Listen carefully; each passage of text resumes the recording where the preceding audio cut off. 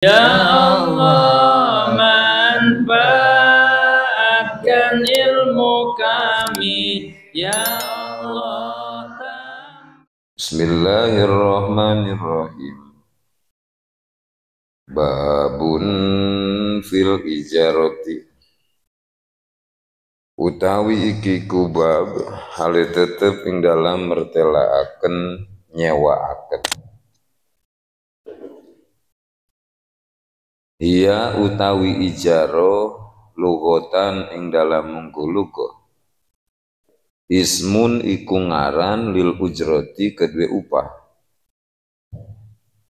Wa syar'an lan ing dalam mungguh sara tamliku manfaatin iku ngamilikaken kamanfaatan bi'iwadin kalawan tutukeran bisyurutin kalawan pirang-pirang syarat atiatin kang bakal tumeka tasihusah ijaratun apa nyawakeun bijabin kalawan ijab kajartuka kaya lapad ajartuka nyewaaken isun ka ing sira haza ing iki au akraituka atawa lapad akraituka nyewaaken isun ka ing sira au malaktuka atawa ngamilikaken isun ing sira manafi'ahu ing pirang-pirang kamanfaatan haza sanatan ing dalam setahun bikaza kalawan anu wa qabulin lan qabul kastajartuhu kaya lapad istajartuhu nampa sewa isun hu ing haza waktaro itulan nampa sewa isun wa qabil tulan narima isun. Qala Nawawi wis ngucap sapa Imam Nawawi fi Syarhil Muhadzab ing dalam Syarah Muhadzab inna khilafal mu'atoh setuhune apa ikhtilafi akad mu'atoh yajri iku berjalan ya khilafal mu'atoh bil ijarating dalam nyewaaken warohni lan gadian wal hibati lan hibah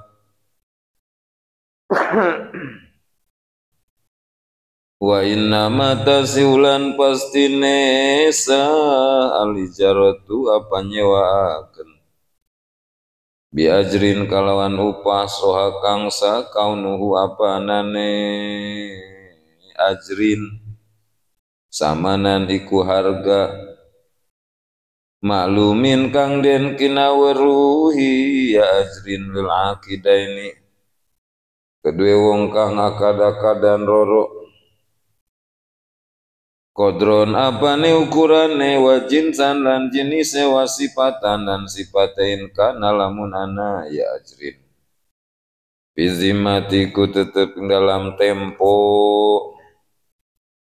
wa illa lan lamun tah ora kana fi zimmah kapat maka cukup muayyanatu apa ningaline ajrin fi ijaratil ain ing dalam nyewaaken barang kang den tentuaken awizimmati atawa barang kang ora den tentuaken fala yasihu maka ora sah ijaratu darin apa nyewaaken umah wadabatin lan kendaraan bi'imaratin kalawan ngadandani laha kedue darin wadabatin lan tutunggangan aja bi'imaratin kalawan ngadandani laha kedue darin wa alfin lan marabi lan aweh mangan wala istijarun lan ora sah istijarun apa upahan lisal khisatin keduanya set wedus bijildin kalawan kulit walitoh ninawi burin lan kedue numbuk umpamane gandum biba didakikin kalawan setengah tepung Bimanfaatin ing dalam kamanfaatan mutaqawamatin kang den harga-harga ailaha tegese iku tetep kede manfaat kimatun utawi harga malumatin kang den kinawruhi ainan apane zate wa qadron lan ukurane wa sifatan lan sifate waqiatin kang tumibaya manfaat lil muktari kede wong kang nampa sewa gairi mutadhamminin liyane kang nanggung listifai ainin kedue nohon izat kosdan haleneja biala yatadhammanu kalon yen ta ora nanggung ing ain al aqdu apa akad. Selanjutnya masuk ke dalam materi babun fil ijarah. Dalam satu bab ini menjelaskan tentang ijarah. Ijarah menurut bahasa artinya upah. Upah apa aja? Upah kerja,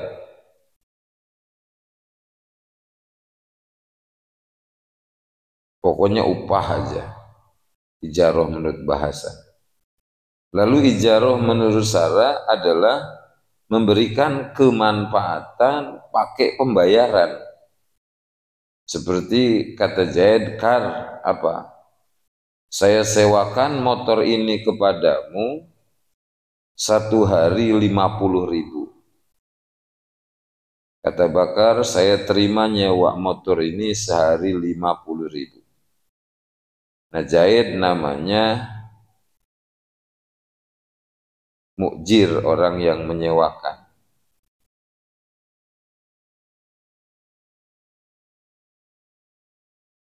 Bakar namanya mustajir, orang yang menerima sewa.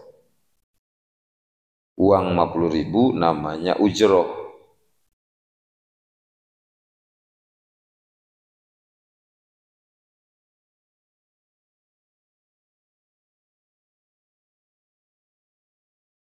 Menggunakan motor 1 hari itu namanya manfaat.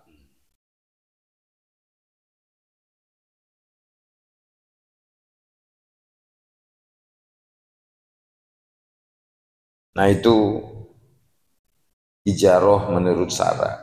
Jadi akad sewa menyewakan. Ijarah menurut syara itu adalah akad sewa menyewakan. Kalau ijarah menurut bahasa mah upahnya, uang pembayarannya. Dalil bolehnya kita melaksanakan akad sewa menyewa adalah ayat fa in ardhna lakum fa'atuhunna ujurahunna.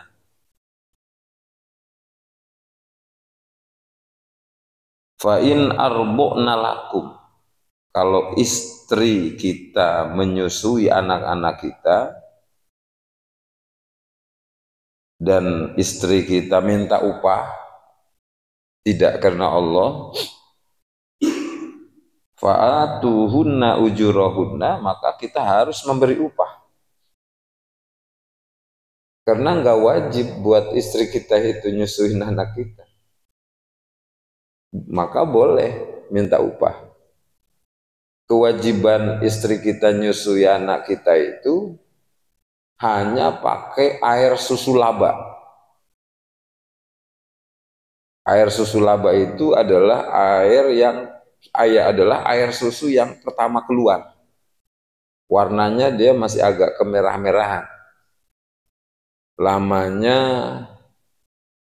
sekitar 3 hari atau 4 hari atau 5 hari sampai 7 hari. Tandanya itu air susunya masih agak kemerah-merahan.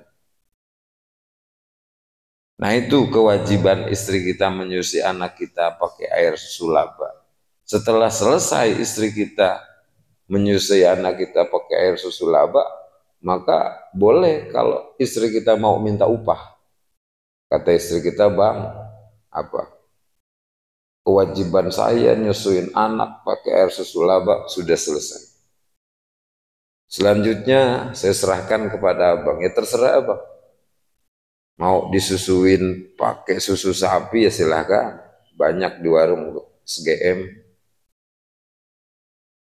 per kotak 25.000, ada yang 30.000. Kalau mau disusuin ke saya juga nggak apa. Tapi ya saya minta bayaran. Udahlah ini mama suami aja saya minta bayaran per hari 20.000 lah.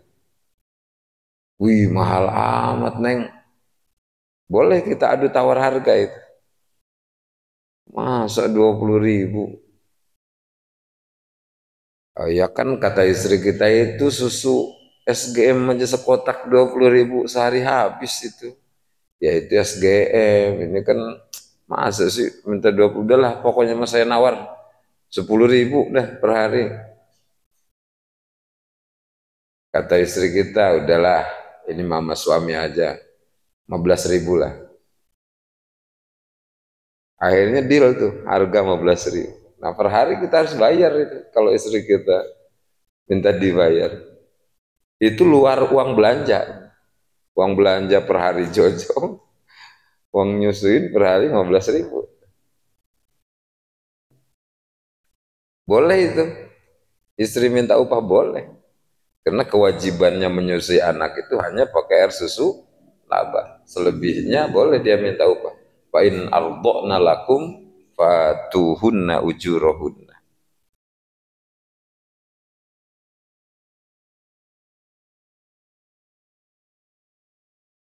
Nah ini ayat dijadikan dalil oleh ulama fuqaha untuk menetapkan tentang bolehnya kita melaksanakan akad sewa menyewa. Dan berdasarkan hadis bahwa Rasul dan Abu Bakar setelah nyumput di Gua Sur dari kejaran musyrikin, di awal hijrah kan Rasul nggak langsung berangkat ke Madinah, nyumput dulu di Gua Sur itu sebagai siasat, sebagai taktik ya, untuk menghilangkan jejak gitu kan. Karena diburu terus kan oleh musyrikin itu. Waktu Rasul masih di dalam rumah dengan Abu Bakar, Ali, rumah Rasul sudah dipagar betis itu, oleh 70 pembunuh bayaran. Tapi Rasul alhamdulillah bisa keluar dari rumah dengan selamat, tidak terlihat oleh 70 pembunuh bayaran itu, berkat baca surat Yasin. Inna ja'alna, berkat baca surat Yasin, wa ja'alna min baini aidihim sadda wa min khalfihim sadda fa aghshaynahum fahum la yubsirun. Wa ja'alna min baini aidihim sadda wa min khalfihim sadda fa aghshaynahum fahum la yubsirun. Wa ja'alna min baini aidihim sadda wa min khalfihim sadda fa aghshaynahum fahum la yubsirun. Berkat baca ayat itu sambil ngaurin pasir ke hadapan mereka, alhamdulillah tidak terlihat Rasul dengan Abu Bakar waktu keluar dari rumah itu oleh 70 pembunuh bayaran yang sudah siap membunuh Rasul bawa pedang semua. Nah maka Rasul nyumput dulu di Gua Sur untuk menghilangkan jejak. Nah setelah 70 pembunuh bayaran itu masuk ke dalam rumah Rasul, ternyata Rasul udah nggak ada kan. Waduh, Muhammad udah keluar dari rumah, nggak ketahuan nama kita. Kejar, dikejar tuh. Rasul nyumput dulu kan di dalam Gua Sur itu untuk menghilangkan jejak. Nah setelah Rasul merasa aman dari kejaran musyrikin, maka barulah Rasul dengan Abu Bakar melanjutkan perjalanan hijrah ke Madinah, itu pun melalui jalan setapak, nggak lewat jalan umum, lewat jalan setapak dulu Rasul. Nah kalau jalan umum Rasul udah tahu arah ke Madinah itu, karena ini jalan setapak, Rasul nggak tahu gitu.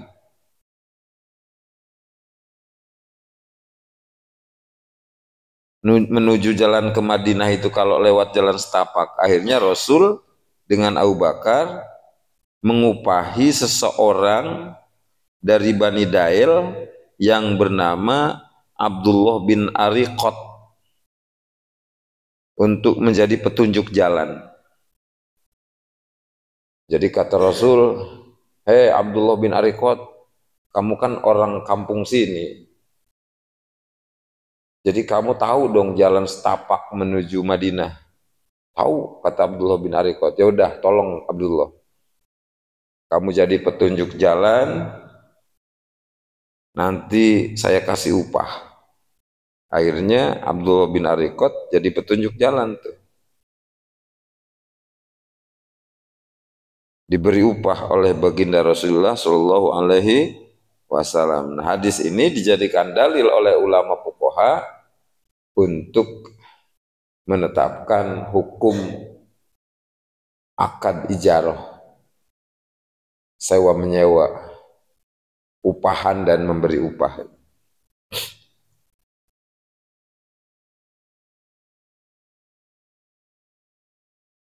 Dan berdasarkan hadis bahwa Rasul melarang akad muzaroah, memerintahkan akad ijarah. Jadi akad muzaroah itu dilarang oleh Rasul. Yang diperintah oleh Rasul itu akad ijarah. Jadi kalau akad muzaroah mah begini, kita punya sawah 1 hektar. Karena kita nggak mampu ngegarap sawah itu, ya, karena kita punya kerjaan lain, akhirnya kita nyuruh bakar. Apa? Ah, udahlah, itu sawah saya nggak kegarap, silahkan digarap sama kamu, ya, digarap sama kamu, bibitnya nih saya kasih, nanti untuk pupuk, untuk nyemprot, untuk ini itu saya kasih, nanti kapan sudah panen, hasil bagi 2 misalnya, atau bagi 3. Nah itu akad muzaroah yang seperti itu.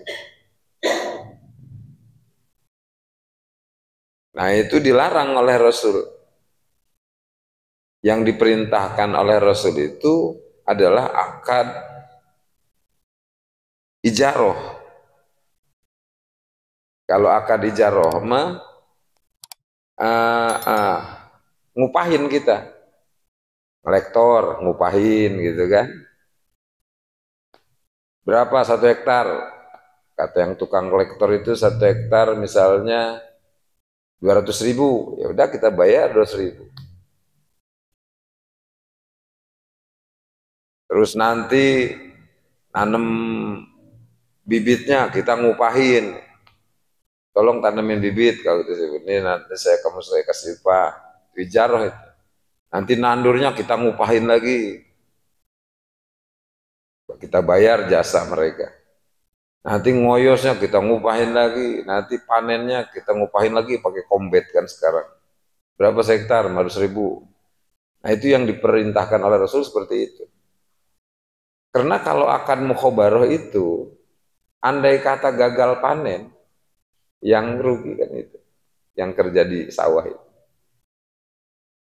Ya, andai kata gagal panen. Makanya Rasul lebih menganjurkan akad muzaroah, akad apa? Ijaroh, upahan. Sebab jelas buat yang upahan itu, upahnya.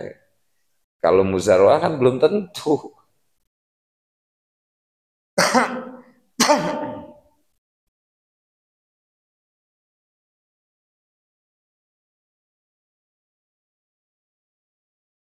Ya seperti ini aja, nyewain kebun lebih menguntungkan daripada kita gadaikan. Kalau kita gadaikan, kebun kita jadikan jaminan untuk utang. Gade-gade itu kan untuk jaminan utang sebetulnya. Sementara adat yang berlaku di kita, kalau kebun kita digadaikan itu, kemanfaatannya diambil oleh orang yang ngegade kan. Selama belum ditebus itu buah-buahan dari kebunan itu ya diambil semua oleh orang yang ngegade. Terus kita nanti waktunya nebus harus bayar utang kan. Kalau kita dulu ngutangnya 10 juta ya harus mengembalikan 10 juta. Jadi menguntungkan yang menggade gitu kan. Uangnya utuh, dia ngambil kemanfaatan dari kebun kita, itu hukum adat yang berlaku di kita ya. Kalau hukum syara nggak seperti itu sebetulnya. Tetap kemanfaatan kebun itu ya punya kita. Kita kumpul-kumpul gitu untuk nebus gitu kan. Seharusnya seperti itu, tapi kan di kita lain. Jadi sebaiknya kalau di kita lebih baik disewakan daripada digadekan. Per tahun sekian ya. Cuman ya kalau sewain ya nggak bisa sampai 10 juta kan. Paling umumnya nyewain setahun berapa gitu. Paling 1 juta atau 2 juta. Kalau disewain kan untung kita tidak harus, kita dapat uang itu dari per tahun 1 juta, walaupun memang hasil dari kebun itu diambil manfaat oleh orang yang nyewa, tapi kan kita dapat uang per tahun 1 juta atau 2 juta.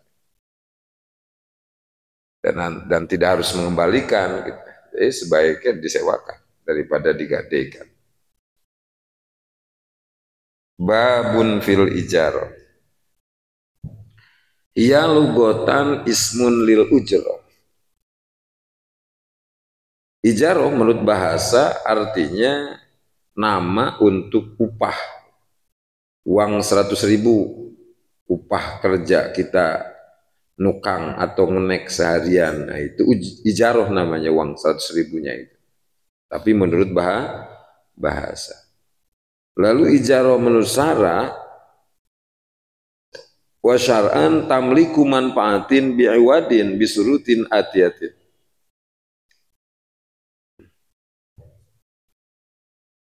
Jahit menyewakan rumah atau bahasanya mengontrakkan. Menyewakan rumah kepada Bakar 1 tahun 3 juta. Kata Jahit, Kar, yaudah tuh gue sewain rumah gue ke lu setahun 3 juta. Kata Bakar, ya mau saya terima nyewa rumah setahun 3 juta. Jahit namanya mukjir, orang yang menyewakan. Bakar namanya mustajir, orang yang menyewa sewaan. Rumah namanya ain mustajarot, barang yang disewakan. Uang 3 juta namanya ujroh. Nah itulah ijaroh menurut syara. Wa syar'an, ijaroh menurut syara adalah tamliku manfaatin, memberikan kemanfaatan rumah, biwadin pakai pembayaran per tahun 3 juta. Bisurutin atiatin, dengan syarat harus pakai jab kobul ya. Nah itu ijaroh menurut syara seperti itu. Atau misalnya kita ngebangun rumah, kita butuh tukang kan untuk masang bata, masang kusen, lester, ngaci, naikin kap.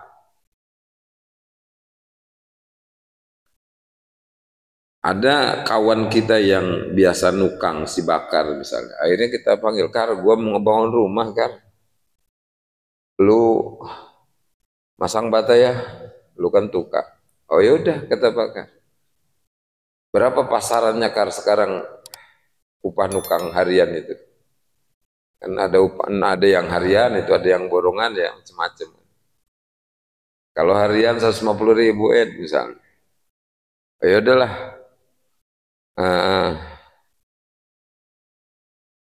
Nah, kita yang nyuruh Bakar supaya kerja nukang ngebangun rumah kita namanya mustajir, menyewa, orang yang menyewa tenaga Bakar supaya Bakar pasang bata di rumah kita.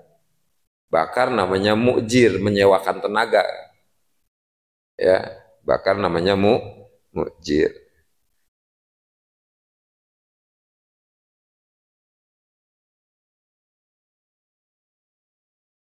Lalu kadang dalam kenyataannya di masyarakat ada yang lancar pembayaran upahnya itu kan.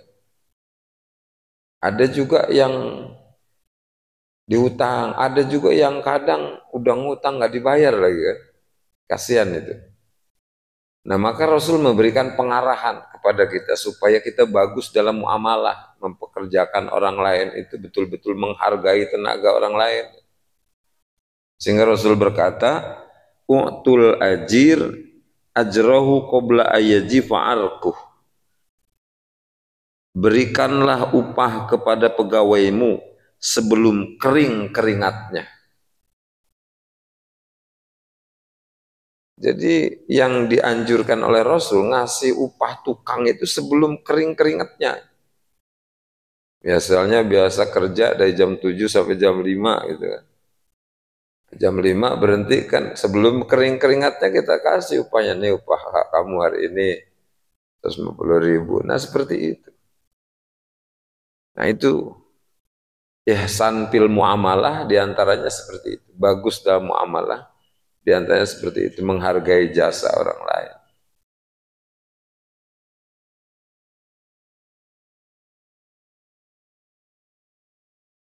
Lalu kata Rasul, 3 golongan yang dibenci oleh Allah di hari kiamat, diantaranya orang yang tidak memberikan upah kepada pegawainya yang sudah bekerja. Gue ngutang dulu Kar, nanti besok lusa lah gue bayar, pokoknya lu tenang aja kerja, nanti gue bayar dah. Bakar mah udah percaya gitu kan, walaupun kita ngutang dia mau kerja berhari-hari, nggak dibayar sama gitu. Alasan macem-macem gitu kan, atau nyumput kitanya. Nah itu jangan begitu, dibenci kita nanti oleh Allah di hari kiamat. Jelek muamalah kita kalau kita seperti itu. Mari kita belajar bagus muamalah, baik dengan sesama maupun dengan Allah Subhanahu wa Ta'ala. Supaya kita bagus di mata manusia, bagus di sisi Allah Subhanahu wa Ta'ala. Kalau kita cuman bagus muamalah dengan manusia, jelek muamalah dengan Allah, menyekutukan Allah, nggak mau ibadah, kita cuman bagus di mata manusia. Oke lah di dunia dipuji-puji sama anak buah gitu kan. Bos gue walaupun non muslim, tapi pengertian bener sama gue. Ngasih gajinya aja sebelum keringat gue kering udah dikasih gaji.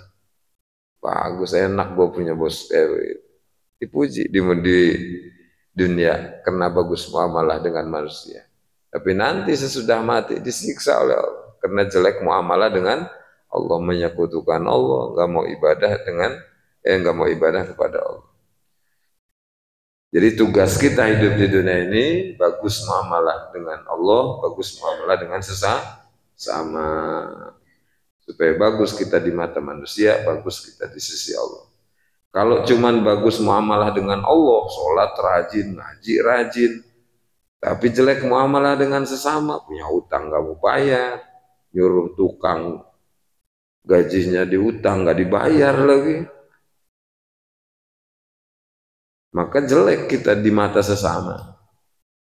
Diomongin batur, jadi omongan orang lain, waduh saya tak beres. Ngajinya merajin, sholatnya merajin, punya hutang sama gue mau nggak bayar. Kan jadi omongan.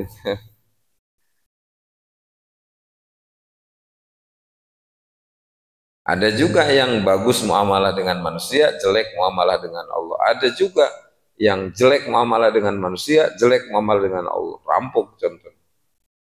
Udah enggak sholat, ngerusak harta kepunyaan orang lain, kan? Aduh, jelek jasa itu. Nah, harapan kita menjadi golongan yang pertama ya, yang bagus muamalah dengan Allah, bagus muamalah dengan sesama manusia. Tasihu ijaratun bi ijabin, ka'ajartuka bikaza wa qabulin kastajartuhu. Nah, perlu diketahui bahwa sewa menyewa atau ijaroh mempunyai rukun-rukun. Ada 6 rukunnya itu. Pertama, mukjir, orang yang menyewakan, baik menyewakan barang, menyewakan tenaga seperti kuli. Nah, itu mukjir dia.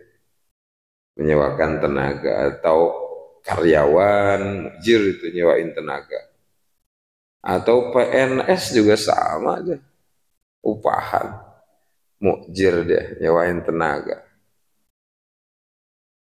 digaji per bulan sekian juta tergantung golongannya. Mukjir namanya, orang yang menyewakan, baik menyewakan barang atau menyewakan tenaga.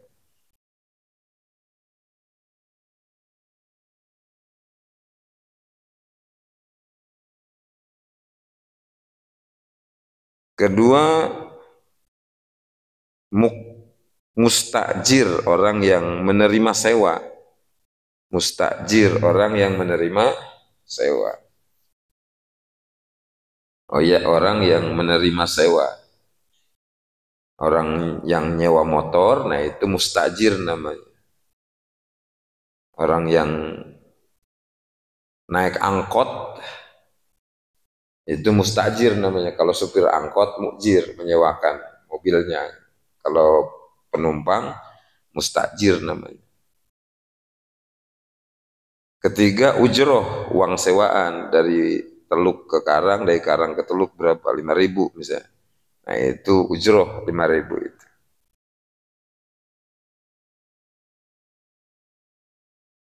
Keempat, manfaat. Manfaatnya naik mobil angkot itu. Dari Teluk ke Karang atau dari Karang ke Teluk. Kelima, ijab. Keenam, kobul. Ijab diucapkan oleh yang menyewakan, kobul diucapkan oleh yang menyewa. Jadi harus pakai ijab kobul ya, akad ijaroh itu, sewa menyewa itu. Nah ini keterangannya, tasihu ijaratun, dinyatakan sah akad sewa menyewa, bi ijabin, harus ada kata-kata ijab, kata-kata penyerahan dari pihak mukjir, dari pihak orang yang menyewakan. Seperti ajartuka hadza bikaza, kata Zaid, kar saya sewakan kepadamu rumah ini bikaza per tahun 3 juta. Wa qabulin, lalu dikabul oleh Bakar, istajartuhu, atau iktaraitu atau qabiltu, saya nerima nyewa rumah ini setahun 3 juta. Atau mau singkat aja, qabiltu, saya terima. Nah itu ijab qabulnya seperti itu ya.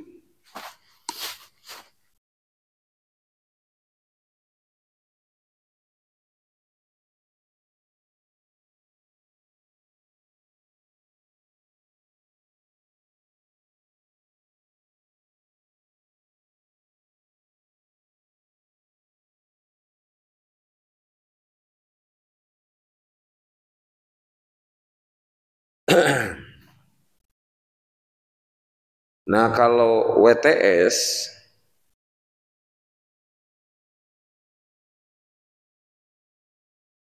yang tiap malam nongkrong di pemandangan,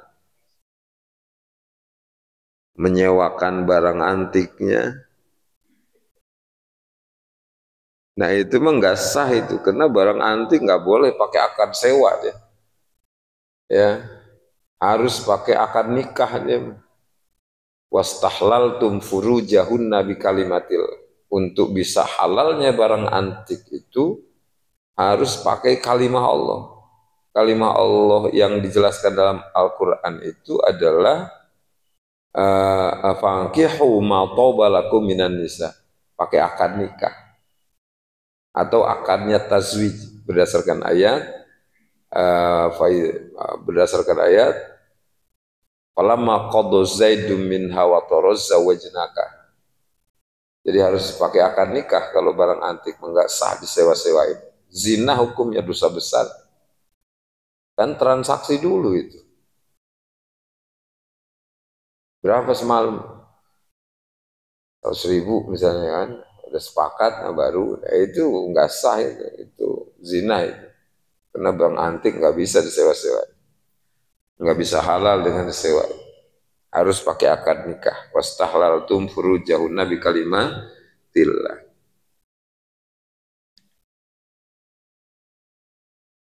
Qala Nawawi fi Syarhil Muhadzab inna khilafal mu'atoh yajri bil ijarah warrohni wal hibah. Apa? Boleh nggak tat sewa motor misalnya tanpa ijab kabul yang disebut dengan akad mu'atoh? Karena saya sudah terbiasa, udah kenal, udah akrab gitu. Jadi saya nyewa motor bakar itu nggak ngomong dulu, men, pakai aja udah sama saya. 2 hari, 3 hari, ya bakar udah maklum juga gitu kan. 2 hari, 3 hari saya pakai, nanti udah 3 hari tinggal saya bayar, Kar, gue pakai motor lu kemarin, nih uangnya 150.000. Nah itu akad mu'atoh kayak begitu itu. Akad mu'atoh. Akad mu'atoh itu adalah akad yang nggak pakai ijab kabul, baik dalam jual beli ataupun dalam sewa menyewa nggak pakai ijab kabul, itu disebutnya akad mu'atoh. Kalau dalam jual beli seperti kita beli gorengan, kita makan dulu kan, habis 3 misalnya, bayar aja gitu kan, 3 teh, harganya kita udah tahu 1.000 satunya itu, teh 3 teh. Bayar aja 3.000, nggak ijab kabul dulu. Nah itu akad mu'atoh. Akad mu'atoh. Atau makan di resto, suguhin aja, makan aja. Nanti udah beres, petugas kan yang nyatet, dicatat ya petugas gitu kan. Habis berapa gitu yang kita makan, 100.000 tinggal bayar kita ke kasir. Nah itu juga akan mu'atoh karena nggak pakai ijab kabul dulu dia. Kalau di Mekah nggak ada yang kayak gitu itu nggak ada. Kalau di kita mah iya banyak, di resto, di warung-warung kopi. Kalau di Mekah mah nggak ada, nggak ada. Kita makan di resto itu harus bayar dulu di sana mah. Bayar dulu, mesen apa? Di situ kan ada ininya, gambarnya. Ini. Bayar dulu. Nah baru kita dikasih. Kalau di Mekah seperti itu. Kalau nggak ada kan mu'atoh di sana, bayar dulu. Harus bayar dulu. Di sana mah apa? Transaksi dulu, bayar dulu, baru kita makan. Kalau di kita kan makan dulu. Nah.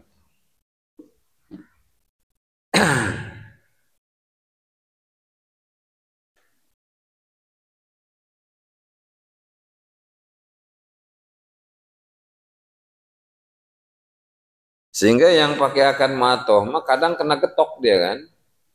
Udah dimakan habis gitu kan, begitu bayar ternyata mahal. Ya salah sendiri, nggak teliti gitu kan, nggak nanya dulu harga, nggak akad dulu. Ya akhirnya dengan terpaksa harus bayar. Tapi kalau transaksi dulu kan, akad dulu, insya Allah nggak kegetok gitu kan, karena kita sebelum beli itu udah transaksi dulu, harganya dulu gitu kan, sebutin. Nah itu. Nah memang akad mu'atoh itu diikhtilafkan oleh ulama.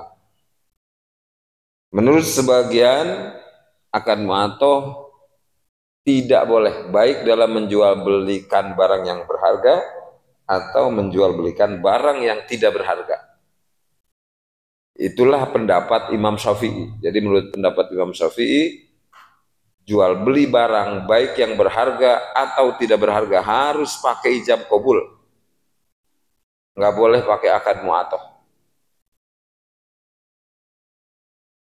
Tapi ada ikhtiarat ulama Syafi'iyah, pengikut ulama Syafi'i yang membolehkan pakai akad mu'atoh dalam menjual belikan barang yang tidak berharga. harga, seperti jual beli gorengan yang sudah maklum harganya kan, sudah umum harganya. Nah, nggak apa, pakai akad mu'atoh.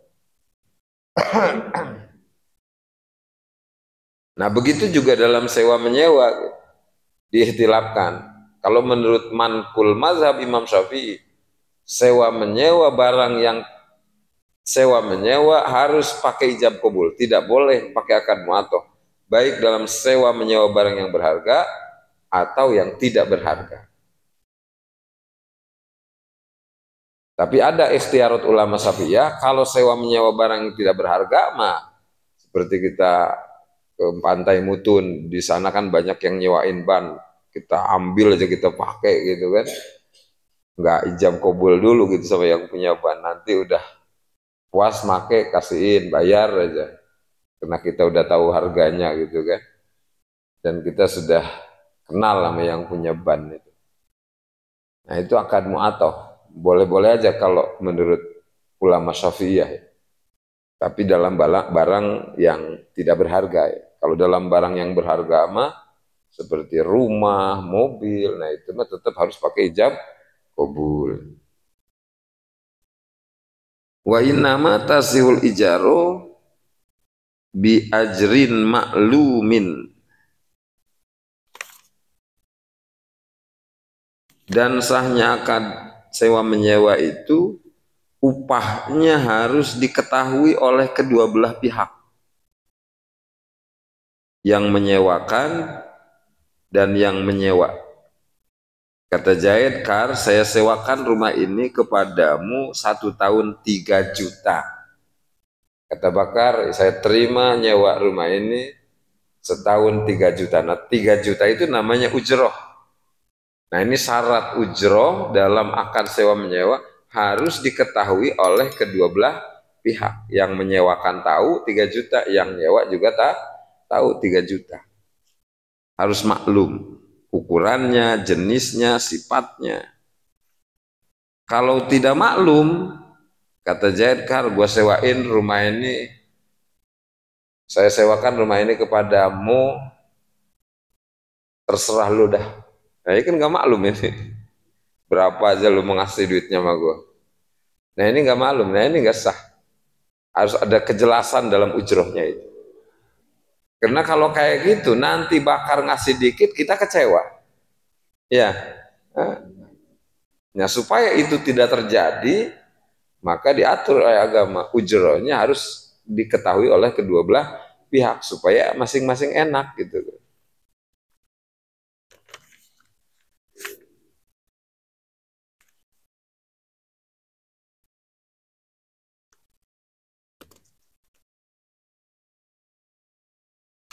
Tapi harus diketahui oleh kedua belah pihak itu in kana fizimah, kalau pembayarannya nanti.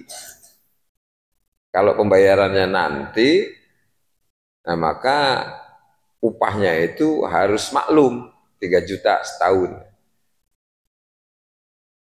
Kalau pembayarannya kontan, kalau pembayarannya enggak nanti, kapat muayyanatuhu, maka cukup diperlihatkan saja.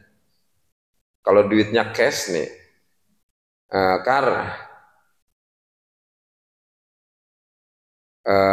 kata Bakar, saya sewa rumah kamu itu dengan uang segini. Kata Zaid, oh itu 1,5 juta ya. Ayo udahlah. Nah, kalau uangnya cash mah kapat muayyanatu, cukup dengan terlihat oleh kedua belah pihak. Jadi nggak harus disebutin berapa-berapanya gitu, karena udah kontan ini uangnya. Ya. Contoh lain, seperti kemarin, saya waktu haji, setelah melempar Jumratul Aqobah, kan saya mau ke hotel tuh. Habis Jumatan dengan istri berangkat ke Masjidil Haram. Awalnya jalan, tapi karena istri nggak kuat, adalah naik taksi aja. Nawar-nawar kan. Berapa dari sini ke Haram? 100 real. Rata-rata supir taksi itu mintanya 100 real. Padahal dekat sih, cuman dari sisa ke Masjidil Haram itu cuman 4,5 kilo. Tapi mentanya dia 100 real. Kalau duit kitanya real waktu itu 5.000, berarti berapa itu? 500.000 lupa itu. 500.000. Saya akalin aja. Kalau nawar kan dia mintanya gede tuh. 100 real. Saya akalin aja, saya liatin aja uang 50 real. Haram, haram. 50 real kan. Haram, haram. Artinya saya tolong anterin ke haram gitu kan. Ini uangnya 50. Langsung diambil sama dia. Nah, gitu kan. Nah, jadi kalau uangnya cash mah nggak harus sebutin berapa-berapanya, asal dia mau aja udah bisa, udah sah gitu. Paham ya? Ya seperti kita jual beli aja. Kadang kalau pembayarannya di langsung ditaruh di depan, mau diambil sama dia. Kalau adu tawar harga, kadang minta gede dia kan. Jadi akalinnya begitu tuh. Jadi kalau pembayarannya kontan, ya cukup ngelihat aja, ngelihat ukuran uangnya gitu. Baik fi ijaratil ain, dalam menyewa barang yang ditentukan, awizima, atau menyewa barang yang tidak ditentukan. Ijarah itu dibagi dua. Pertama ijaratul ain, yakni barang sewaannya ditentukan. Seperti kata Bakar, saya sewa mobil kamu 3 hari 1 juta, mobilnya yang ini. Nah itu ijaratul ain. Barang sewaannya ditentukan, mobilnya yang ini. Nah, kedua ijaratul zimmah, barang sewaannya tidak ditentukan. Seperti kata Bakar, saya sewa mobil kamu 3 hari 1 juta, mobilnya yang mana saja, terserah kamu dah. Yang penting saya menyampe aja. Nah itu ijaratul zimmah itu namanya.